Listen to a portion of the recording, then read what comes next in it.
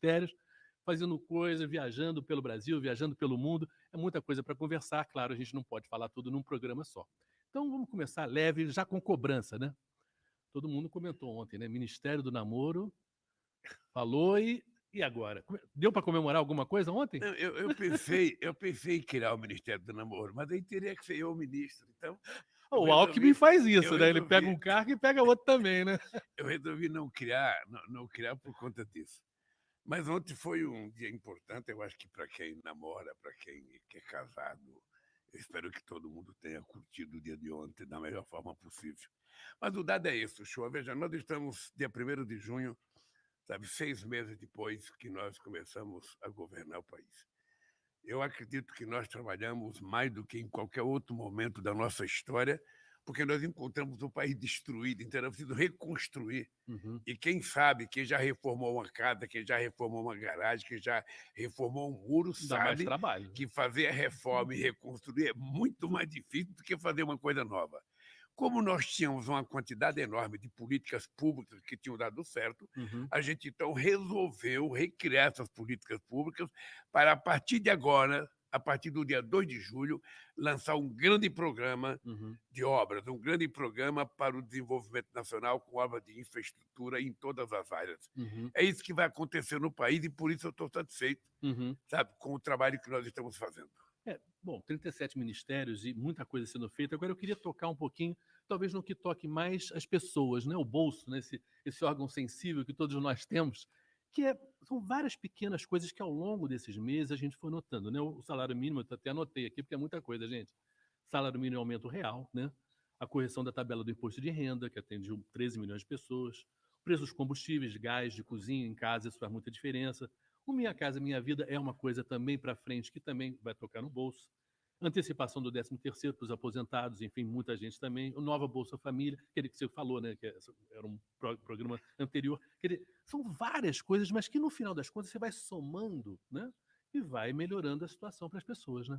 Olha, eu sempre disse, desde que eu ganhei em 2003, que governar é como você plantar uma árvore.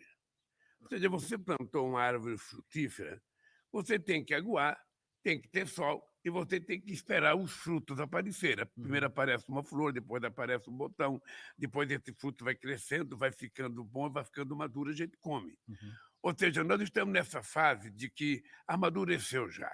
Nós já sabemos, sabe, o que fazer daqui para frente. Nós sabemos que nós temos que fazer muito mais do que nós fizemos em qualquer outro mandato que nós tivemos, uhum. porque nós precisamos reconstruir o Brasil. Eu chego em estado por aí, cada estado que eu chego, eu pergunto se alguém lembra alguma obra de infraestrutura feita pelo governo passado. Ninguém lembra. Uhum.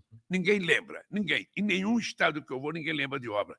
Então, nós temos que reconstruir. Só para você ter ideia, Uchoa, nós encontramos 14 mil obras paradas. 14 mil. Meu Deus. Só na área da educação são 4 mil obras paradas. Uhum, No Minha Casa Minha Vida são milhares de casas que ficaram paradas desde o tempo do governo Dilma. Então, tudo isso é um processo de estudar para saber se a estrutura está boa, para a gente reconstruir essas casas, para a gente refazer a escola de tempo integral, para a gente refazer as creches. É quase 3 mil creches que estavam paralisadas.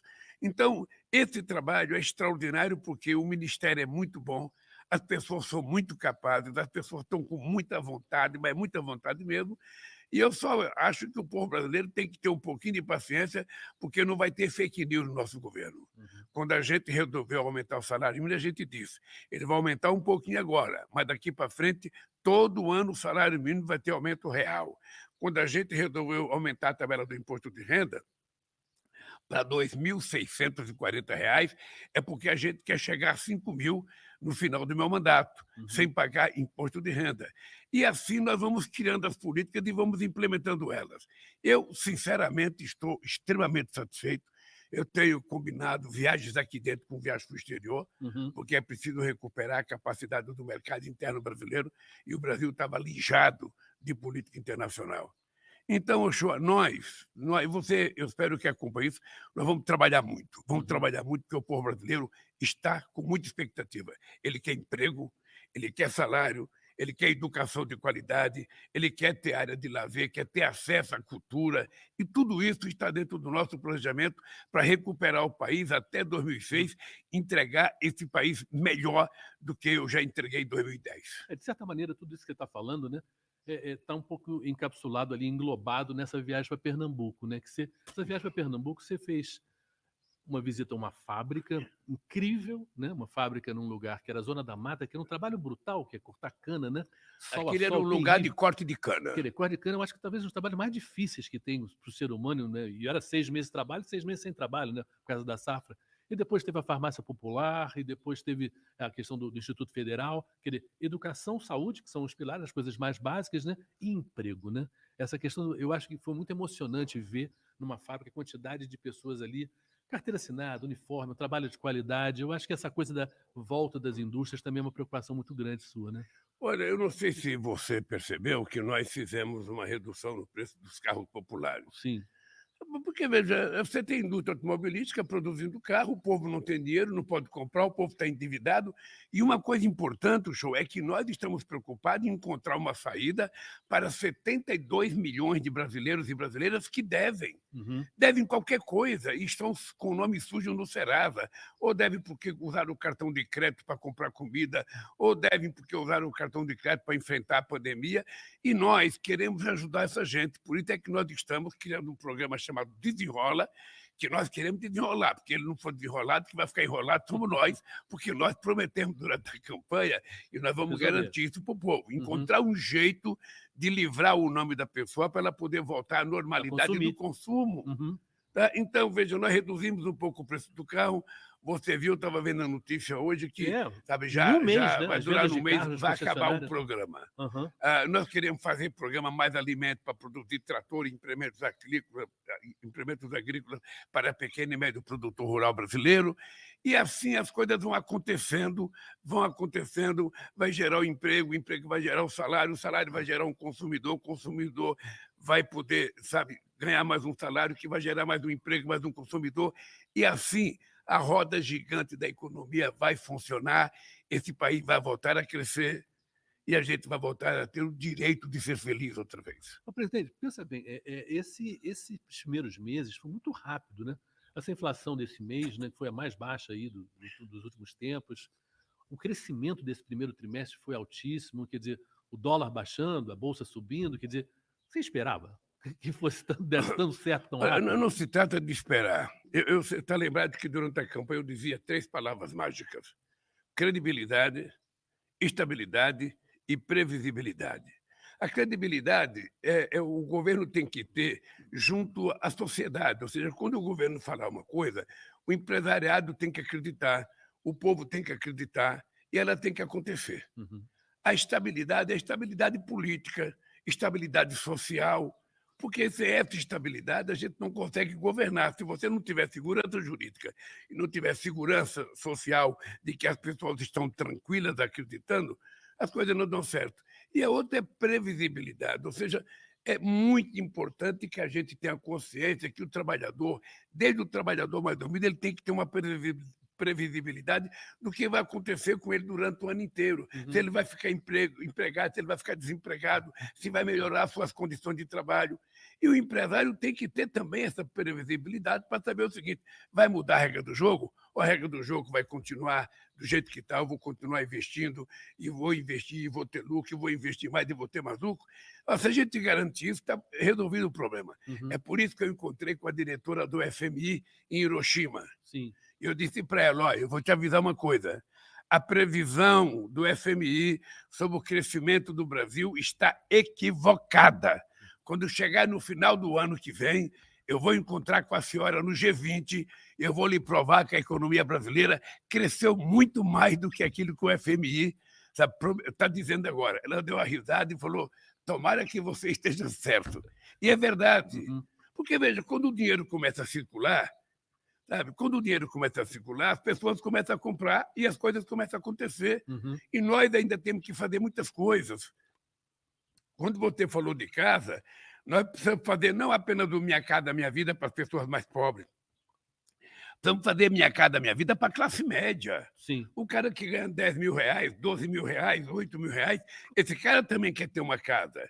E esse cara quer ter uma casa melhor. Então, nós vamos ter que ter capacidade de fazer uma quantidade enorme de casa para essa gente. Então, nós vamos ter que pensar em todos os segmentos da sociedade para a gente poder fazer com que as pessoas se sintam contempladas pelo governo. Essa parte das viagens internacionais, e semana que vem o senhor vai para encontrar o Papa, e depois lá na França o Macron e outros líderes também, tem sido muito importante também para justamente recuperar não simplesmente o prestígio e o tamanho do Brasil lá fora, mas economicamente, né? Trazer, abrir de novo o país porque muita coisa tem a ver com relação pessoal, né? Essa coisa de confiança, esses encontros com os empresários que o senhor tem feito também. Olha, ontem veio aqui a presidenta da Comissão da União Europeia. Ela é uma figura muito importante na relação comercial. E ela veio conversar comigo sobre o acordo do Mercosul e União Europeia, e eu disse para ela que nós temos um problema, que nós não aceitamos colocar compras governamentais no acordo, Uhum, porque senão a gente mata a pequena e média empresa brasileira. sim. O que ela disse para mim: presidente, o que é importante é vocês colocarem no papel o que vocês querem, nós colocamos no papel e vamos ver se até o final do ano faz acordo. Eu quero fazer um acordo. Uhum. E, se Deus quiser, quero fazer até o final do ano. Eu estou indo à Itália visitar o Papa. Mas sabe quantos anos faz que não vem um governante italiano ao Brasil? Muitos anos, muitas décadas. Sim. Olha, nós temos 30 milhões de italianos e descendentes de italianos É. aqui no Brasil. Eu acho que o Brasil é o maior país italiano fora da Itália. Uhum. Então, o cara não vem aqui por quê? Ou porque ele não é convidado, ou porque ele não se sente bem-vindo aqui. Eu vou tomar a iniciativa. Eu quero não apenas encontrar com o Papa, mas eu quero encontrar com o presidente da Itália, Uhum. e depois eu vou participar de um debate econômico em Paris, sabe, em que eu vou fazer o encerramento do encontro econômico. Depois o Alckmin vai na CELAC, que é em Sim. Bruxelas, numa reunião da América Latina com a União Europeia. Eu vou pedir para o Alckmin ir, Uhum. para mim poder fazer mais uma viagem aqui dentro do Brasil. Uhum. Essas viagens aqui no Brasil, sexta-feira, né, tem essa ferrovia Norte-Sul, que é super importante, né? Um projeto tão antigo, né? Se falava há tanto tempo, e é o último trecho agora que vai ser inaugurado. Essa relação com o agronegócio é muito importante. O agronegócio, obviamente, é um esteio aí da nossa economia. E essa coisa está se voltando a se aproximar, porque lá atrás, né, no seu governo, se investiu muito no agronegócio, né? Olha, o show, deixa eu te falar uma coisa e falar para as pessoas que estão nos assistindo aqui. Eu nunca tive problema com o agronegócio. Uhum. Eu nunca tive problema. Eu governei 8 anos esse país. Eles sabem tudo que nós fizemos por eles. Eles sabem que nós temos muita responsabilidade com o salto de qualidade que deu a agricultura brasileira por causa do financiamento que nós fazíamos, financiamento de máquinas. No nosso tempo, uma dessas máquinas colheitadeiras grande que parece Sim, um robô, uma essa nave. máquina era financiada com 2% de juros ao ano. Uhum. Hoje eles estão pagando 14% ou 18% de juros ao ano.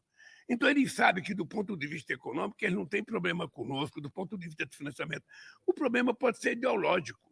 Se é ideológico, paciência. Paciência, a gente vai estar em campos opostos. Uhum. Eu fiz questão de dizer na Feira de Pernambuco o seguinte: olha, não há incompatibilidade entre o pequeno e médio produtor e o grande produtor. Uhum. Não há incompatibilidade. Uhum. Isso está na cabeça de quem não quer pensar direito. Porque, na verdade, o Brasil precisa dos dois. Os dois são complementares. Os dois ajudam o Brasil. Um produz mais para exportar, Uhum. sabe? E também produz para o mercado interno, porque nós comemos soja através do frango que nós comemos, Sim. nós comemos milho através do porco que nós comemos, ou Uhum. seja, então nós temos que levar em conta que também é muito importante, não só para exportação, mas para o Internamente. mercado interno. Mas a pequena e média agricultura é que cria aquela galinha caipira que você É o gosta, tomate, é o aquele alface, é a porquinho que frutinha. você gosta, aquela frutinha que você gosta, o feijão, sabe? Então nós precisamos ajudar os dois. Uhum. E eles têm que viver em paz, porque cada um ajuda o outro. O que é interessante é que eu fui na Bahia visitar uma feira, visitei máquinas importantes, mas só tinha um lugar que estava vendendo alimento. Era a barraca da pequena agricultura. Sim. Então, eu acho Uhum. que se as pessoas tiverem essa compreensão, e graças a Deus, o Ministério Paulo Teixeira tem essa compreensão e o Ministério Fávaro tem essa compreensão. Uhum. E eu acho que a gente vai caminhando, vai caminhando, vai caminhando. Nós vamos anunciar o Plano Safra agora, tanto para a agricultura familiar quanto para o agronegócio, e eles vão perceber que, da parte do governo, não há nenhuma objeção a eles. O que Uhum. nós queremos é que todos produzam, cresça e que o Brasil cresça junto. Porque a agricultura familiar emprega muita gente, né? Porque quando a gente vê essas máquinas desse agronegócio, também não é tanto emprego assim, né? Porque é muito tecnológico, né? E essa questão do emprego é importante porque a pessoa tem que ficar no campo até para ficar lá querendo levar aquela vida do interior sem precisar vir para a cidade para arrumar um emprego, né? O senhor, nós temos aproximadamente 4.600.000 propriedades com menos de 100 hectares. Essas propriedades geram bastante oportunidade de trabalho, porque ninguém consegue produzir 50 hectares sozinho, 30 hectares Sim. sozinho, Aham. 100 hectares sozinho. Então é preciso que as pessoas tenham gente que trabalhe. Isso é importante, porque é o trabalho que dá dignidade à pessoa. O cidadão trabalha, no final do mês leva para casa o seu salário para sustentar a sua família. É isso que nós queremos, é isso que ele quer. Uhum. Então, nós vamos fortalecer a pequena e média propriedade, nós vamos fortalecer o agronegócio, nós vamos continuar fazendo reforma agrária, porque aonde precisar assentar gente, nós vamos assentar. E é uma coisa importante, nós estamos no governo, eu disse para o Paulo Teixeira esse dia, doutor Paulo, não precisa mais invadir terra. Uhum. Olha, É se aí. quem faz o levantamento da terra improdutível é o INCRA, ou o INCRA que comunica o governo quais são as propriedades improdutivas que existem em cada estado brasileiro, Uhum. e a partir daí nós vamos discutir a ocupação dessa terra. Sim, É simples. sim. Não precisa ter barulho, não precisa ter guerra. O que precisa ter é competência e capacidade de articulação.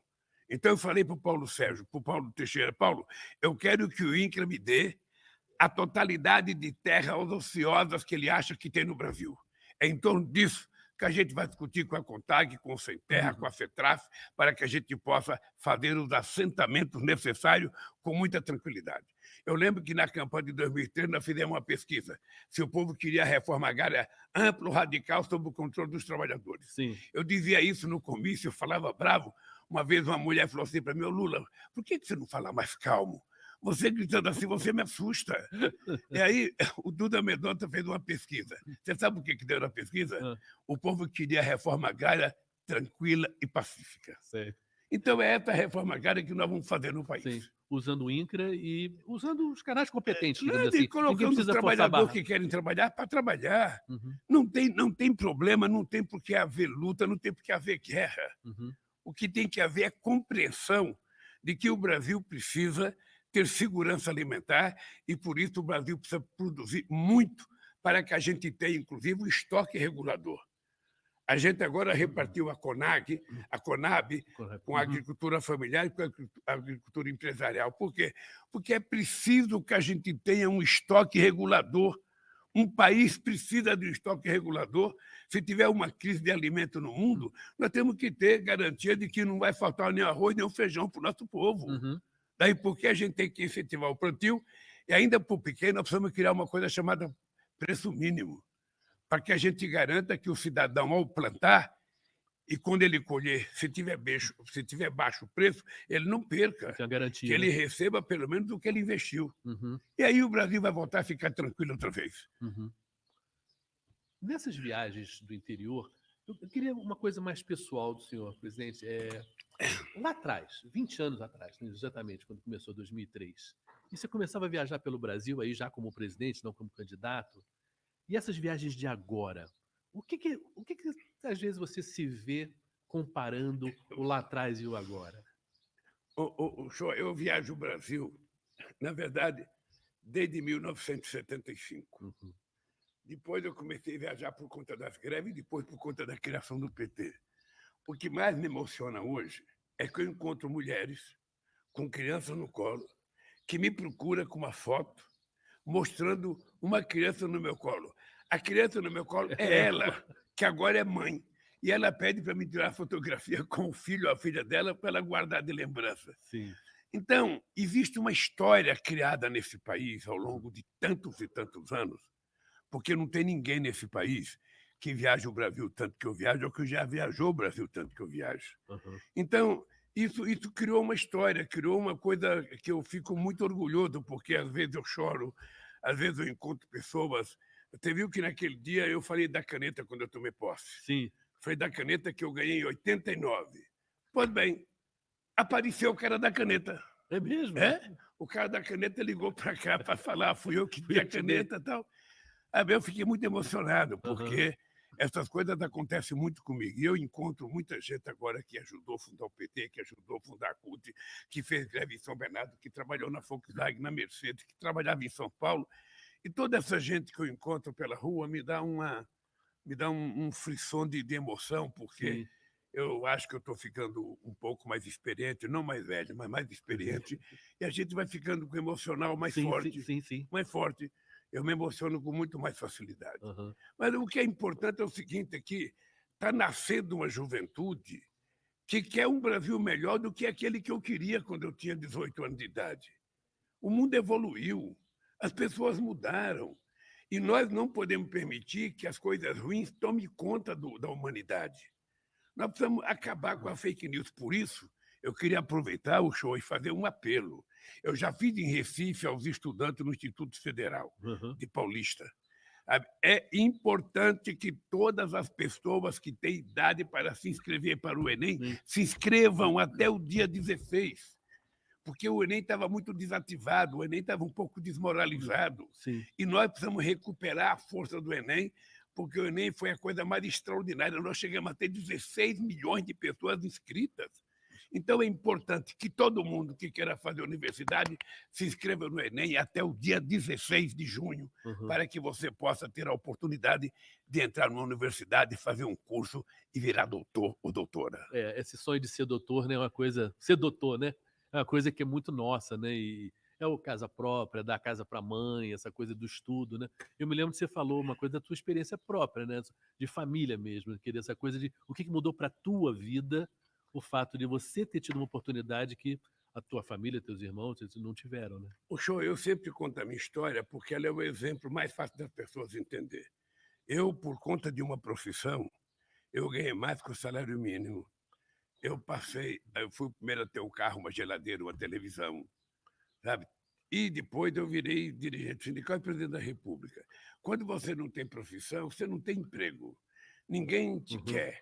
Você chega na porta de uma fábrica, você fala que você está fazendo nada, É o que então você aparece, não né. serve. Aham. Então, é importante estudar. Eu sei que é cansativo, quando tem 16, 17, 18, 19, 20 anos, você pensa que o mundo nunca vai acabar, você pensa que a vida nunca vai terminar, Só quer e você namorar, só né. quer namorar, só quer zoar, só quer para balada.